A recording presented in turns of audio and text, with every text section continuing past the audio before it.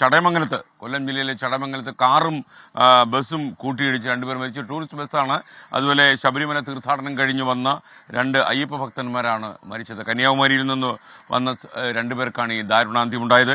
ആ അരുൺരാജ് കൂടി നമുക്കൊപ്പം ചെയ്യുന്നു. അരുൺരാജിന്റെ ഈ വാർത്ത കൂടി കഴിഞ്ഞാൽ ഈ സായി ഗ്രാമത്തിന്റെ വിശദാംശങ്ങളിലേക്ക് നമുക്ക് വരാം.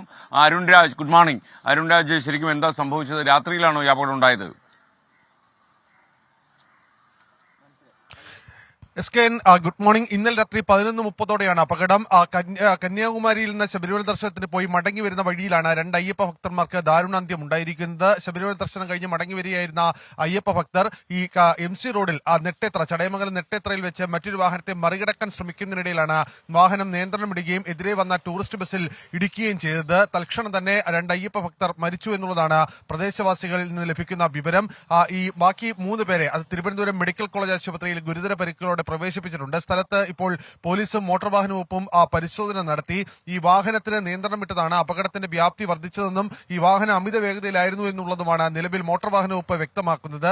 ഇപ്പോൾ നിലവിൽ 3 പേരുടെ ആരോഗ്യനില സംബന്ധിച്ച് മറ്റ് പ്രശ്നങ്ങളില്ല എന്നുള്ള കാര്യം കൂടി തിരുവനന്തപുരം മെഡിക്കൽ കോളേജിൽ ലഭിക്കുന്ന വിവരങ്ങളിലുണ്ട്.